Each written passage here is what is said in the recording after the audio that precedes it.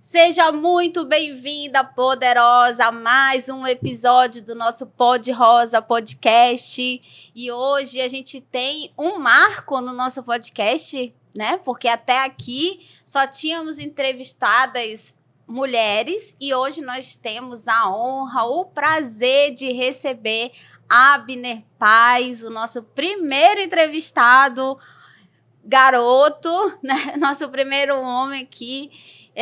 Eu quero te dizer que é uma honra, um prazer te ter aqui, meu amigo, meu sócio, meu mestre, né? Minha inspiração, né? Esse cara foi minha inspiração para ser...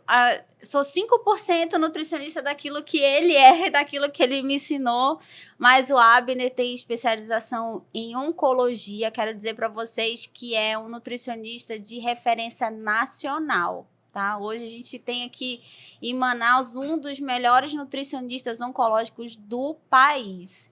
Então eu vou deixar ele também se apresentar, nosso doutor, nosso mestrando, né, em cirurgia. A Abner fala muito da relação da microbiota com o câncer também, com a nossa imunidade. Então aqui tem assunto bastante para a gente falar, não é, Abner? Verdade. Obrigado pela apresentação, não precisava de tudo isso, né? Precisava sim. Mas é Abner Paz ou Abner Guerra? Às vezes é paz, às vezes é guerra. Né? Que depois que a Fabiana me gabou tanto aí, mas tem um outro lado da coisa, que é a vida real. Mas assim, bem como ela disse, né? A gente respira isso, né? Então, há mais ou menos aí quase 14 anos eu trabalho com nutrição clínica e desses 14 anos, uns 10 de oncologia. Então, oncologia... e muito obrigado pelo referência, né? Eu não sei se eu sou tudo isso de referência. Um cara que sai daqui Já de me Manaus para dar aula no AC Camargo, em São Paulo e no Einstein. Então, acho que ele é referência ou não? Poxa. Ele é referência, assim. Ele sabe aquilo que ele fala e participa de grupos de estudos nacionais com outros oncologistas, é super respeitado até no meio médico também, né? Então, ele sabe, sim, o que ele fala. Isso é que a modéstia não deixa ele. Não, a gente, na verdade, assim, eu nem falo que é modéstia, né? Mas, assim, eu prefiro deixar os outros fazendo isso, né? Então, vou fazendo meu trabalho e, como a Fabiana falou, com muita seriedade, né? Porque eu acho que em todas as áreas da tua vida, você tem que levar a coisa com muita seriedade. Todo mundo tem defeito, ok. E a gente vai um e outro, como a Fabiana falou, a minha sócia, minha amiga. Então, se precisar de ajuste, ela faz e a gente vai trabalhando essa parte. Porque todo mundo... Mas, assim, de fato, quando você encara uma coisa, você tem que levar aquilo muito sério, né? E principalmente quando a gente está tratando com a vida dos outros. Você sabe que também é profissional da saúde. Então, eu acho que, como eu encarei a coisa muito séria, eu dei o real valor que deveria ter dado, né, para a especialidade e para o doente, né, para o ser humano que está ali na minha frente. Ele não é uma doença, ele é um ser humano. Então, assim, eu acho que tipo, essa base familiar que eu tive de visão humanística ajudou muito, porque se você for observar, não tem fórmula mágica. Não existe, você sabe que o básico bem feito é o que funciona. É o que funciona, não adianta a gente ficar inventando firula. E lidar com uma pessoa que tem paciente com câncer, né? Você fala câncer, a pessoa já imagina morte, né? Fim da vida, né? Acabou tudo. E você lidar falando sobre nutrição, né? Tentando orientar sobre os alimentos que deve comer, que não deve comer. Para uma pessoa que está com câncer, é muito complicado, né? Tem que ser muito, muito humanizado o tratamento, né? Tem. E tu levantou um ponto legal, acabei de lembrar aqui, que eu acho que a gente precisa falar aí para todo mundo que está ouvindo a gente, porque todo mundo tem que ser divulgador dessa informação. Quando você fala de nutrição, de alimentos e câncer, eu tô dentro de uma realidade que é muito mais o tratamento voltado para ou controle ou cura do que prevenção. E é esse o nosso erro enquanto saúde pública. Então, a gente não tratar a prevenção, já vou pegar esse gancho para falar para a galera que o ideal é que a gente utilizasse isso como aliado da prevenção. Sim. Então, você falou, existe um estigma muito grande, né, com relação à palavra câncer. De fato, eu não tiro nenhum desses sentimentos, porque eu valorizo todos os sentimentos. No consultório, a gente estava conversando ali no bastidor, cerca de mais de 50% do tempo da consulta é escuta, é o acolhimento. É isso que faz a fórmula virar mágica. E isso é que faz a nutrição ser tão importante, né? Eu costumo dizer assim, que a gente não vai fazer uma reeducação alimentar, a gente vai fazer uma educação alimentar, porque a gente não foi educado nutricionalmente. A gente não teve uma introdução alimentar correta, a gente não tem conhecimento dos nutrientes, seja ele macro ou micro, a gente não tem noção da função desses alimentos dentro do nosso organismo. Então, quando a gente senta na frente do paciente, a gente vai ter que fazer uma educação alimentar com ele. E é muito mais comportamento, né? É muito mais comportamento do que um simples cálculo de dieta. Exatamente, né? Na minha realidade, é exatamente isso daí. Porque quando você trabalha com a galera que vai no consultório, procurar melhorar a qualidade de vida, controlar peso, melhorar alguma coisa relacionado a alguma doença, saúde, você tem um ser humano que, entre aspas, está equilibrado emocionalmente. A gente quase nunca sabe o que, de fato, está atrás daqueles olhos, daquela cara, né? A gente vai precisar de umas 5 ou 6 consultas para poder entender quem, de fato, é aquela pessoa. Mas, quando você atende o paciente com câncer, você consegue enxergar isso de cara. Porque o abalo emocional, familiar e a doença do paciente adoece a família toda. Então, Como transmitir uma esperança para esse paciente na hora em que ele chega numa consulta contigo? Boa pergunta. O que tu faz, assim...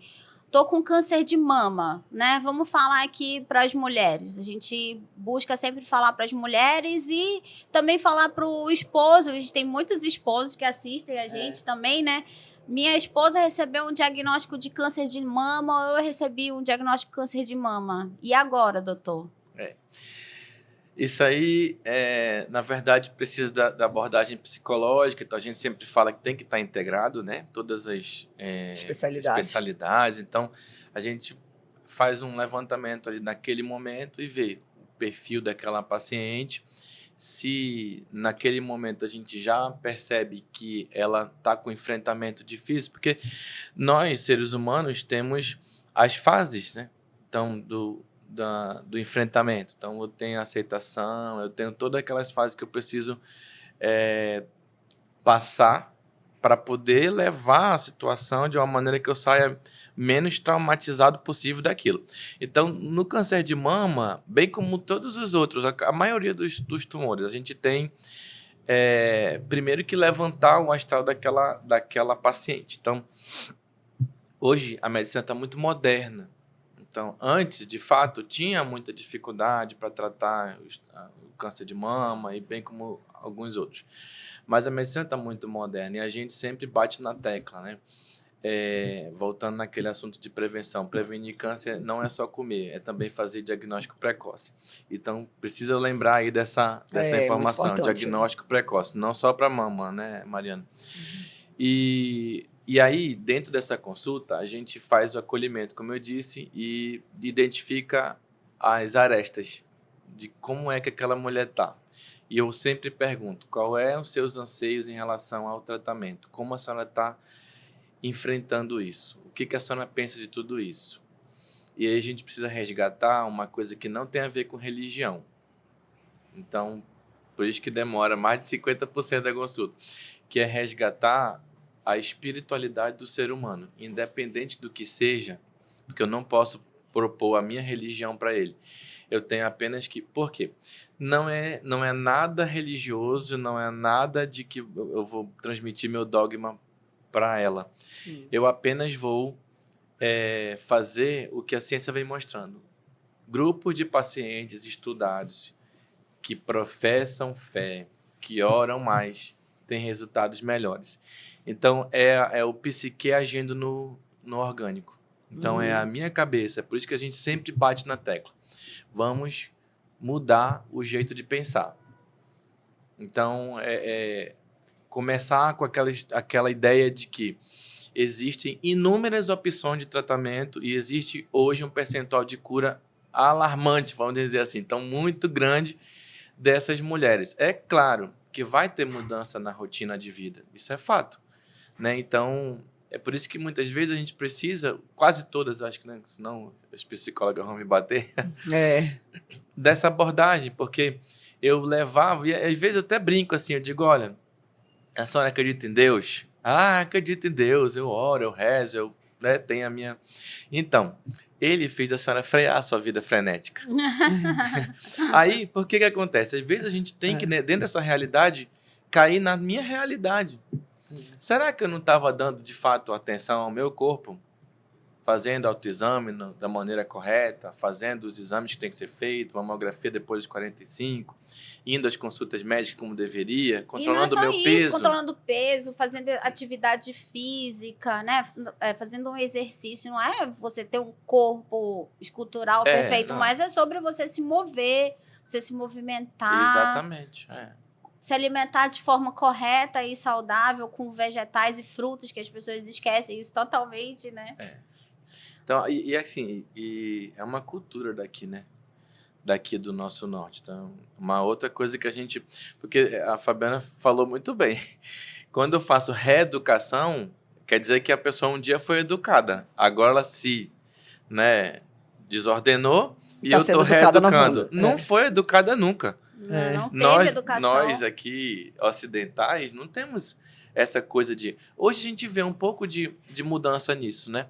A gente vê que eu tenho uma galera aí preocupada com o método de fazer introdução alimentar, né? BLW, aquela coisa de expor a criança no Hoje em dia a gente tem mais informação, né? Eu lembro na época da minha filha, a médica mandou dar mamão com bolacha maisena ralada. E suco. E suco de laranja. Gente, eu acho... E pediatra mel caro, morre hoje. Mel caro, porque ela dizia que o mel, lógico, ele tem um contaminante, então o mel natural não se pode administrar na criança mesmo, né? E aí ela mandou dar mel caro, que é só frutose. Tu já pensou? Mamão, mel caro e bolacha maisena ralada. Então Essa que foi a introdução alimentar da minha filha, porque eu não tinha nenhum conhecimento, zero, né? Então tem essa coisa, né, que a gente precisa lembrar, né? E daí, voltando àquele assunto lá, né, de como a gente faz a situação tão negativa virar positiva. Depois de toda essa abordagem, entra a parte nutricional, né? A mulher já está convencida de que ela tem que fazer tudo para melhorar. E aí ela vai. Então, é incrível. Tipo, quando eu perdia meu tempo só falando de nutrição, alimentação do primeiro minuto até o, 45 minutos do segundo tempo, não surtia tanto efeito. Aí eu vi que eu tenho que munir de informação, eu tenho que dar meta. Eu tenho que pedir para aquela, né, conquistar o coração. Então, e imagina, isso é trabalho, né? Então, isso é muito trabalho. Mas aí o sucesso é bem mais rápido, né? Você vê muitos resultados, porque... qual que é o resultado que a gente quer? Hoje, a ciência, quando eu falo de pesquisa em oncologia, indiferente do tipo de câncer, eu vejo os resultados mostrando que a manutenção da massa muscular está relacionado com o sucesso das terapias, seja ela hormonal, seja ela bloqueio hormonal, seja ela quimio, imuno, radioterapia. Por quê? Porque a musculatura age em cima de muita coisa. Então, por exemplo, o quimioterápico, ele faz sua metabolização uma grande parte na musculatura. É por isso que existe muita fadiga, né? Nas mulheres com quimioterapia de mama. Então, existem métodos para melhorar a fadiga. Dentre eles, musculação. Olha só. Então, eu falo, vovozinho de 80 anos, vovozinha de 80 anos. Quando eu digo para ela assim, a senhora precisa fazer um pezinho de 2 quilos, 3 quilos. Ela fica louca, né? Como é que eu vou sair da minha casa? Não sai da casa. Nunca fiz isso na vida. Pega o quilo de arroz. Saquinho de feijão. Saquinho de ali, isso. Né? Então, ontem mesmo eu falei para uma senhora, Dona Maria, termo bem genérico. A senhora já pensou que a senhora precisa fazer exercício. Era uma paciente de pré-operatório. Porque hoje a gente tem inúmeras evidências em relação a isso. Então, o paciente precisa estar bem alimentado, né? Bem alimentado não, mas nutricionalmente bem no pré-cirúrgico. Na pré-cirurgia, então, ele tem uma chance de sucesso muito maior no pós, né? Exato. Os protocolos multimodais, do ponto de vista cirúrgico e oncologia, eles estão levantando uma bandeira da palavra do termo chamado pré-habilitação. Então, eu faço uma pré-habilitação para cirurgia. Então, eu pego aquele paciente, que pode ser qualquer cirurgia grande, por exemplo, uma mastectomia radical. É uma cirurgia grande, ela não é como se fosse uma laparotomia exploradora, mas é uma cirurgia que demanda muita energia metabólica para cicatrizar, para não ficar feio, né? Então, assim, muitas vezes o nosso ouvinte, ele não tem noção de que ele precisa estar com a composição corporal dele boa para fazer. Tipo, na verdade, a preocupação não é essa. A preocupação é ficar bem. Mas existe um passo a passo, né? Então, acho que o papel do profissional é esse. E aí... Muito é assim também, né, Abner? Mudança de estilo de vida, né? Eu que estudei doenças crônicas, me especializei nessa área, a gente vê que todas as doenças crônicas, elas...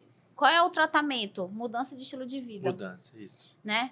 Então, eu falo assim, você vai esperar você ter um diagnóstico para fazer essa mudança de estilo de vida ou você vai fazer essa mudança de estilo de vida agora? Por que não fazer no momento da prevenção, né? Então, musculação, a gente sabe que é muito importante. Se a Shirlane estivesse aqui, ela ia estar pulando. Beijo, Shirlane.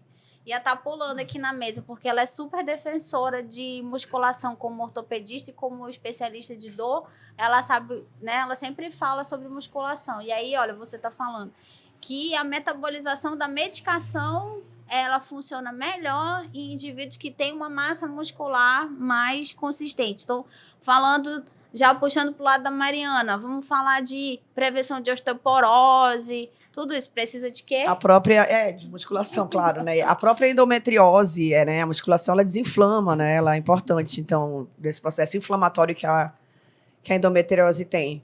Então, o exercício físico é essencial. Não adianta ela fazer só o uso de anticoncepcional. No quesito da osteoporose, que a Fabiana levantou, é super importante, porque assim, você faz o cérebro entender que a tua massa óssea está precisando melhorar a captação de cálcio porque você está fazendo esforço. Ao longo do tempo, a máquina humana é maravilhosa. Ela vai fazer a percepção, vai melhorar a captação de cálcio e vai melhorar a osteoporose, porque você foi fazer a musculação. O corpo entendeu que precisa estar bem, que eu estou fazendo... Ele saiu da inércia, né? Sim. Então, por isso que não é clichê aquele negócio, aquele blá blá blá de profissional de saúde, né? Quando vai fazer educação em saúde, você precisa fazer atividade física, exercício físico. Então, Tem uma paciente de semana passada, ela foi 3 médicos esse dia, ela veio do interior e aí ela falou assim, cara, todos os médicos falaram que eu preciso fazer exercício físico. Eu falei, mas é isso que tu precisa fazer. Paciente com alteração metabólica, com problemas psicológicos, cansaço, que a atividade física ia ajudar muito. Se for que a pessoa 10 médicos, vai a pessoa, aí ela tava... Eu acho que agora eu vou, ela falando comigo, né? Eu falei, essa aí é a chave do sucesso do tratamento, não é falou, tudo... eu vou ser mais uma, né? Aí eu falei, mas é isso, não tem como, tá entendendo? Não é clichê de ninguém tá dizendo pra você ficar marombada. Não é isso. Se você chegar nesse nível, foi você que escolheu. Mas, e aí por cima tem um agravante, né? Tudo em excesso também faz mal. Inclusive, existem artigos que relacionam o envelhecimento celular com o excesso de exercício. Né? Naqueles grupos. Estresse oxidativo, Exatamente. Então, tem essa... Mas, assim, tudo controlado vai funcionar muito bem. E além do que, todo mundo tem que lembrar que se você faz atividade física, tipo musculação, como a gente tá falando, que você vai ficar mais bonita, né? Com certeza, ficar durinha, né? Mais durinha, ficar com o bumbum grande, né? Exatamente. Então, porque aí, melhorou a autoestima. Se você se olha no espelho, você começa a ver que a barriguinha diminuiu, né? O bumbumzão tá maior. Você vai ver que, tô melhor, tô mais gostosa pro meu marido, vou ficar mais atraente. E tudo isso leva a gente na que a gente começou, né? No assunto cabeça, mente, o jeito que... Então, eu acho que inclusive a Lei, se estivesse aqui, beijo para ela, que depois vai ver, estaria dizendo, não, é isso mesmo, porque a maioria das pessoas, que eu acho que a febre mundial, que não é enxergada, são as doenças mentais, da alma, depressão, do psique. Abner, eu queria que tu falasse um pouquinho pro pessoal a respeito de microbiota. Gente, esse cara aqui, ele é sensacional para falar sobre isso. Tá no assunto, né? Então, assim, a relação da microbiota com a desenvolver doenças como câncer, no tratamento também, né? E, assim, falar para aquela paciente, né, que está ouvindo a gente, para aquela mulher que está ouvindo a gente, porque mulher sempre tem problema intestinal. Ai, doutora, chega muito lá para mim e fala assim, doutora, eu falei, como é o seu intestino? Ah, normal. Como é normal para você? Vai todo dia? Ah, não, às vezes eu vou assim uma vez a cada 3 dias. Só que esse é o normal dela. E ela acha que é normal. Então, a gente precisa falar, né? Isso que eu queria que tu falasse para quem está ouvindo a gente. Qual é o normal? O que causa essa constipação crônica? O que isso pode desenvolver de doenças e a relação disso com o câncer também? Ih, tem muita coisa para falar. Tem, resume aí. Te dou 5 minutos. Então, você tocou no assunto, de novo, muito importante. 3 dias é o que diz a recomendação. Mas eu falo que tem que ser todo dia. A gente come todo dia, tem que ser todo dia. Por quê? E daí, a galera da gastro vai me agradecer. Fica enfesada se eu não faço. Cheio de fezes. Esse termo é disso. Enfesada. Você precisa eliminar as toxinas que estão lá e entrando em contato todo o tempo com a tua mucosa. Aquilo ali pode gerar um processo inflamatório crônico. E depois você não sabe porque tem colite. Né? Então, assim, evacuar todo dia. Então, a meta nossa tem que ser essa. Né? Primeira meta de tratar no consultório, para mim, sempre é essa. É evacuar todo dia. Essa história. O tolerável. Tolerável não é o normal. Né? Então, o normal é evacuar todo dia. Alguém deve dizer que eu estou blefando, mas não é. Todo dia tem que fazer cocô, porque as fezes precisam ser expulsas e elas precisam de trânsito. Ela não pode ficar parada expondo a tua mucosa, né, e piorando a tua microbiota. Porque, assim, só pra gente esclarecer, a mucosa do nosso intestino, ela é altamente absorvível. Né? Então, tudo que tá lá vai ser muito absorvido. Então, se você tem nutrientes, ele tá ali para isso, para absorver nutrientes. Mas se você tem toxinas, ele também vai absorver essas toxinas e vai jogar de novo pro teu corpo. Exatamente. Aí você tá bebendo o cocô, né? O cocô tem que sair.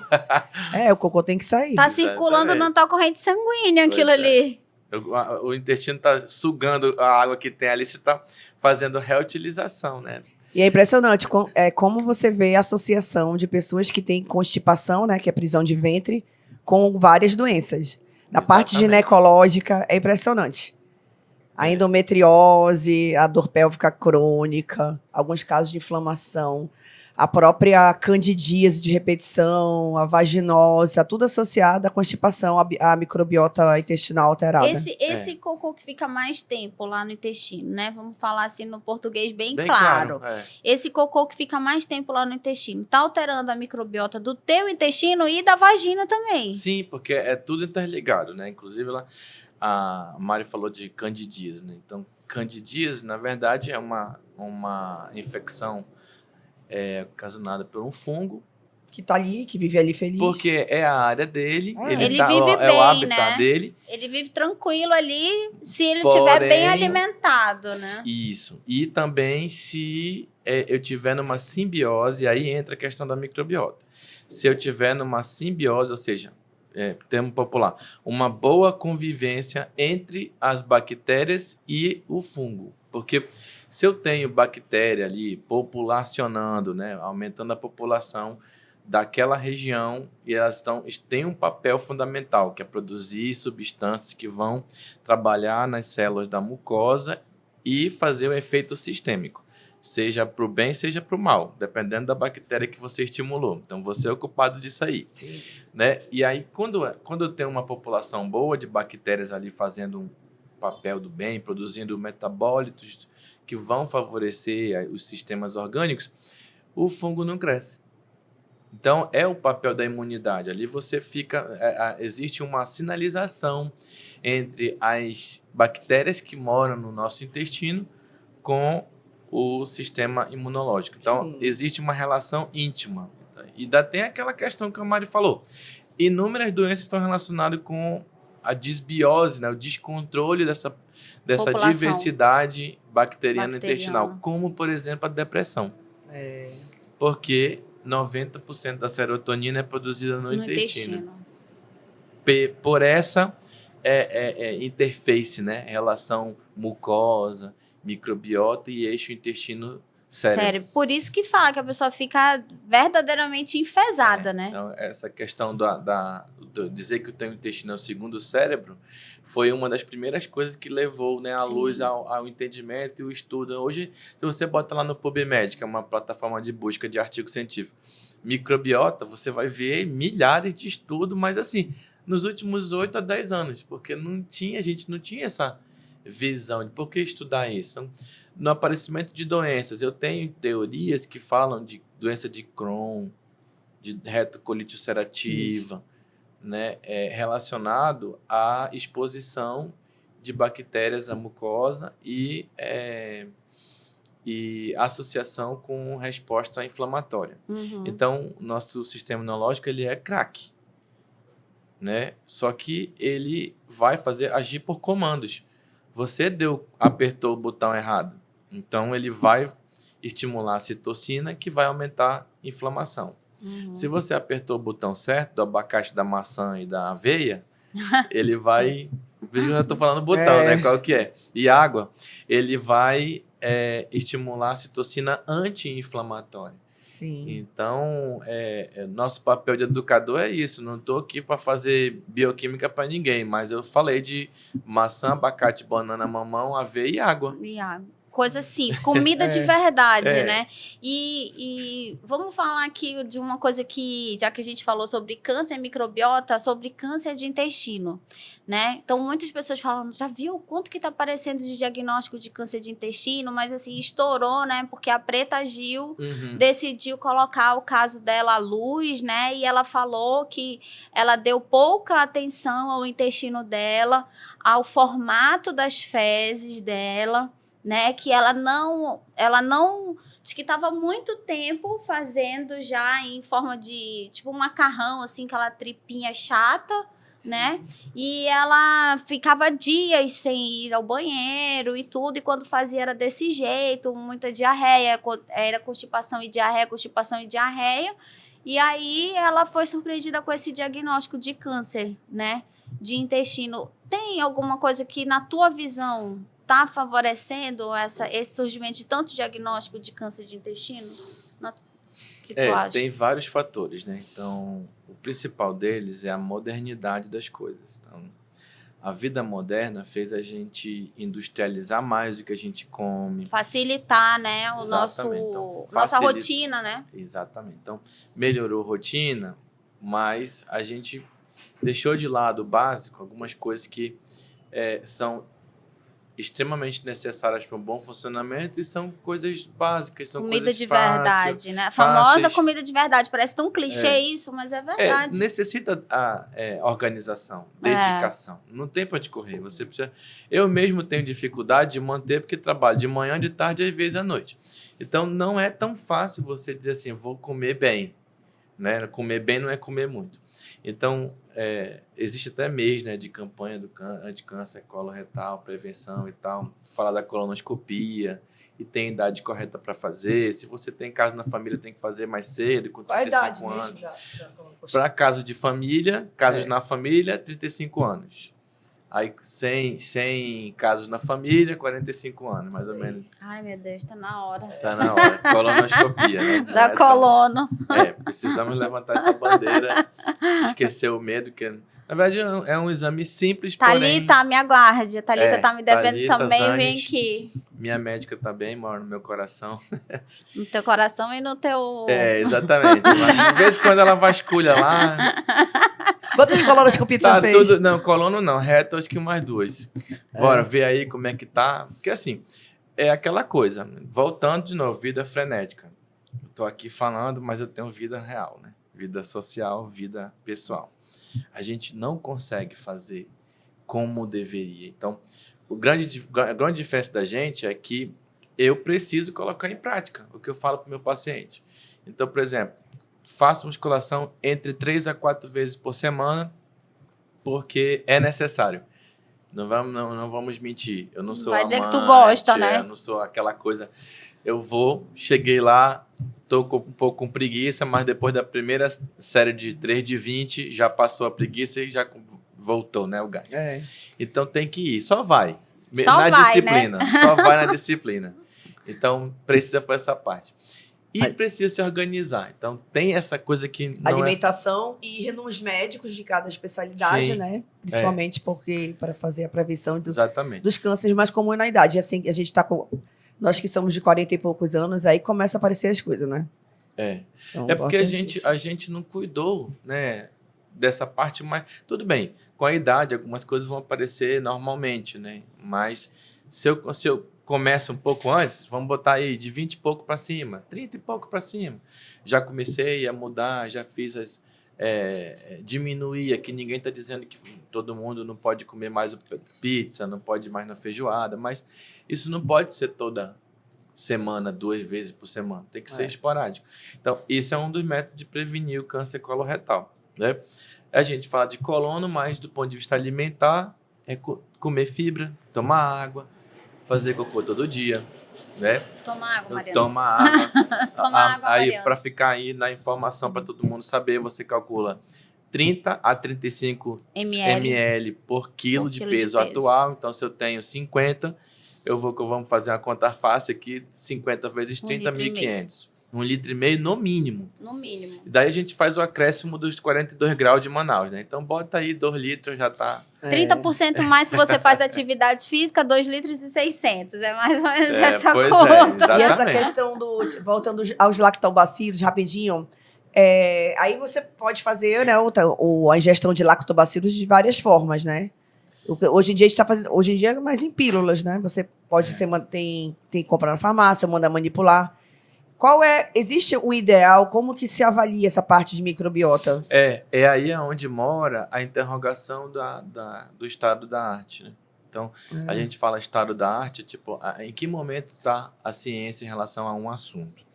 Então, a microbiota, nós ainda estamos, eu falo nós porque eu faço pesquisa com isso, nós ainda estamos engateando no entendimento disso. A gente sabe, inclusive, que tem bactérias que conseguem habitar o ambiente do tumor. Então, por exemplo, e é um ambiente hostil para micro-organismos, porque é pouco oxigenado, mas o tumor ele consegue fazer suas captações e o seu metabolismo acelerado.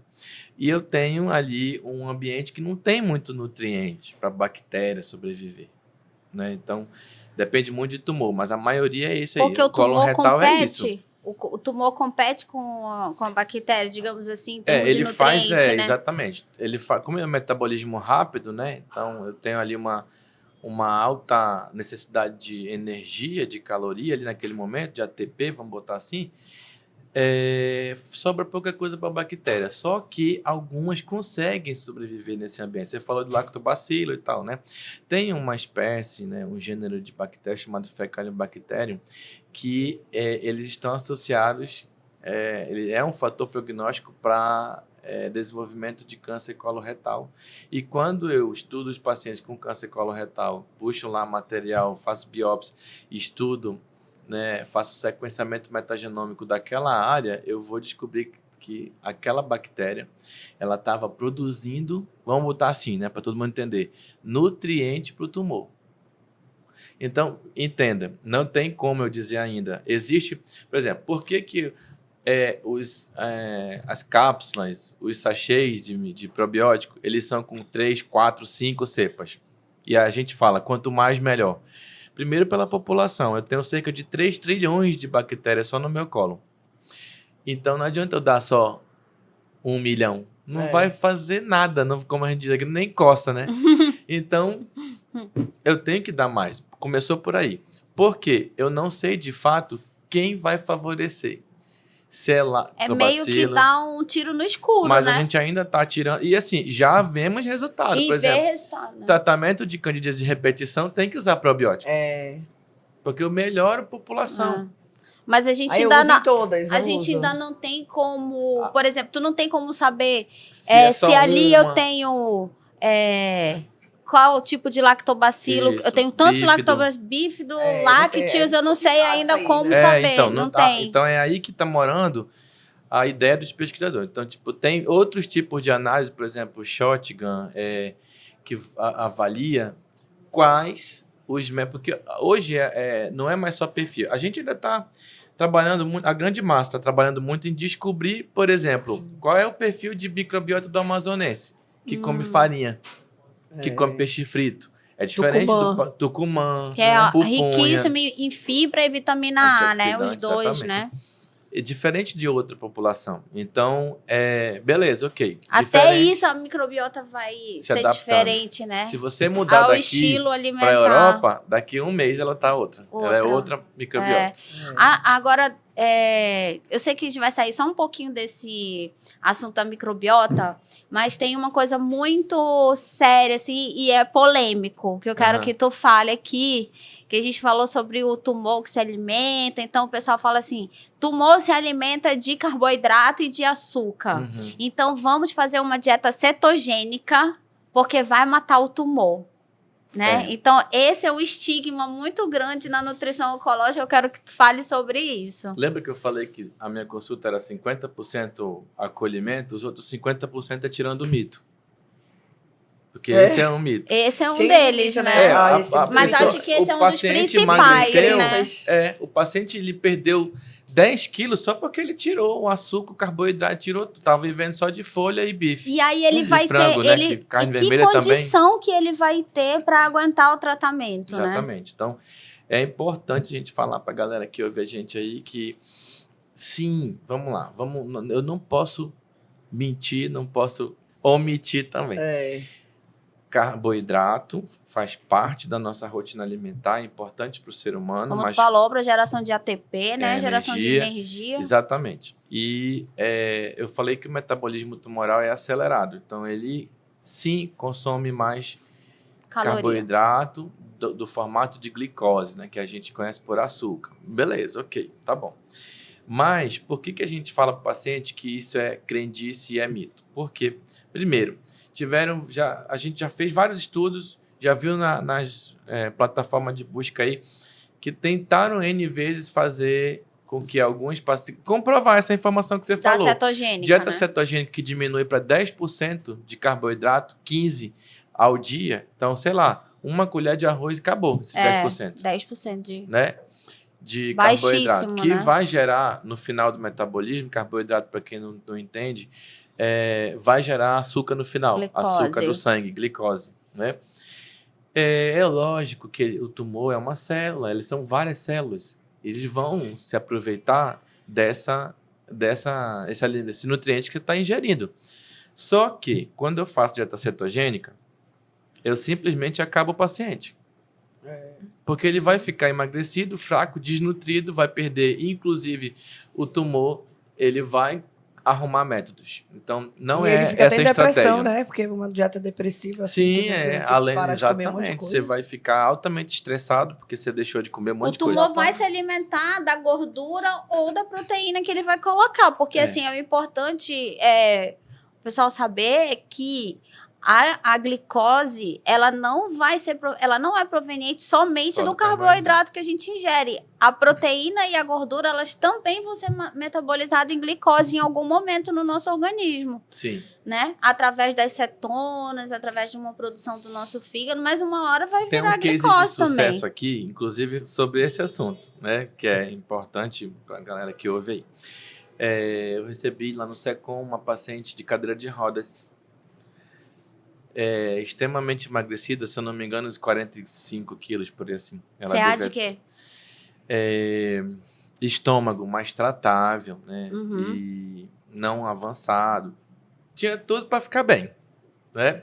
Teve tudo para ficar bem naquela época e o marido trouxe, a irmã trouxe a contragosto, porque ela confiava muito em uma pessoa que era da família, e essa pessoa pagou os R$7.000 que se cobra numa clínica naturalista para ela tomar chá, ervas, comer ovo, peixe e folhas.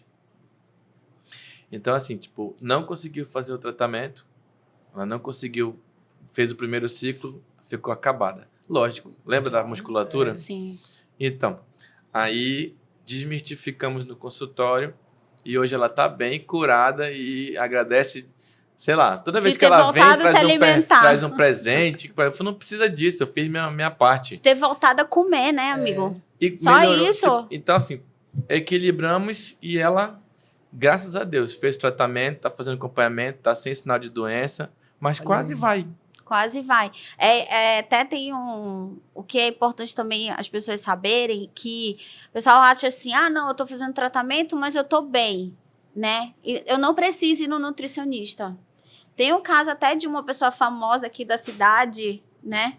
Que ficou muito tempo em tratamento de CA, e aí tinha a recomendação de te procurar, inclusive, não te procurou porque achava que estava bem, que estava forte. Quando caiu o emagrecido, ficou muito doente e não teve jeito. Ele veio a óbito e aí até a gente conversou na época que ele veio contigo 15 dias antes de morrer e acabou falecendo por desnutrição, né? Era um CA que não era curável, mas até tu falou, né? Isso aí, ele ia viver a vida inteira com esse CA. Sob controle, né? Porque existem esses casos onde a gente coloca onde a gente trata o câncer como uma doença crônica. Sim, né? E aí fica só na dieta, né? Consegue se alimentar no bloqueio. Só teve case de sucesso porque, graças a Deus, ela chegou a tempo, né? Essa paciente, né? Porque existe o termo chamado caquexia refratária, né? Tudo que é refratário, você não... Sim. Qualquer terapia não vai mais funcionar. Não vai mais, Então, é importante, inclusive, não tem mais não tem o que remediar. Quando você perde mais de 40% da sua massa muscular, é 100% de chance de morrer em um tratamento. Então, isso é uma informação para pesquisas em doentes críticos de UTI. O paciente de UTI, ele é um atleta deitado na cama entubado. Então, imagina, porque é a mesma coisa o paciente oncológico. Ele é um atleta, mas por quê? Porque o gasto calórico da doença é tão grande que vocês veem, né? O paciente em 2 meses que não tinha nada, entre aspas, a doença aflorou e ele perdeu 15 quilos. Então, é um gasto muito alto. A nutrição, né? É muito importante. Desde o início, né? Do tratamento, assim. E não só na oncologia, né? Em tudo, Tá aqui a Mariana falando de vaginose. Eu tenho uma parceira aqui, né? Candidíase. Que ela encaminha essas pacientes de endometriose. Ela é uma das poucas médicas que tem a consciência da relação das doenças ginecológicas da mulher com a nutrição, né? Então, tudo a ver. Tem tudo a ver. Quando muda, faz direitinho, fala, poxa... Teu tratamento eu sempre soube, mas eu não fazia. Agora eu já tenho certeza. Pois é. Aqui pra gente, acho que tá quase na hora, né? Tá na hora. Se eu deixar, eu fico até meio-dia. Uma pena, verdade. Pra fechar, eu acho que é a informação principal. Manda tua mensagem aí, a última mensagem. Eu ia falar A gente tá aqui falando para a galera ficar confortável em casa, né? Mesmo que tenha algum diagnóstico na família e tal, em você própria. Primeiro, existe sempre esperança. Segundo, a tecnologia que nós temos está muito avançada. Mesmo no SUS, a gente tem essas terapias que eu vou dizer. Imunoterapia. Terapia super avançada para tratamento do câncer.